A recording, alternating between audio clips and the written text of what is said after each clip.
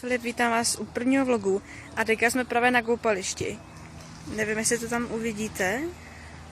Tady je takhle tobogán a tady je takhle skolkánek. V Mladý Boleslavi jsme a je to tady úplně super a je tady strašný vedro. Já jsem si tady koupil takovouhle věc. Je to nějaký SHMOO. Nevím, jak se to přesně čte, ale je to strašně dobrý, mě to chutná. A už to mám vypitý, no. Ještě tady je do mě pár čokolád. Mám to teda čokoládový, jsou tam jakoby i jiný příchutě. No nic, tak já se jdu koupat. Je tady strašný vedro. Tak jo, já se vám ozvu asi až pojedeme domů. Tak jo, tak čau.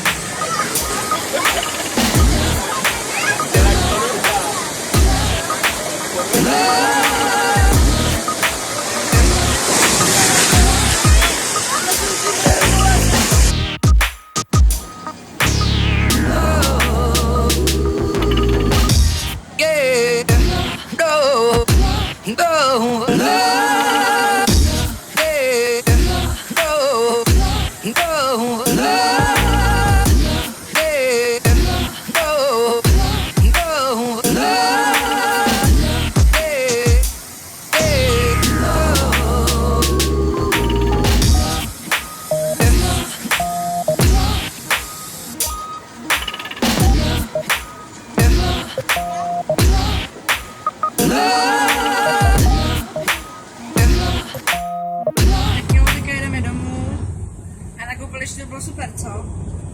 Jasná věc, už se těším ale domů na pořádnýho studijního melouna. Meloun snědenej. Co? Meloun snědenej. Jednoho mám, takže ho budu muset vychladit. Aha.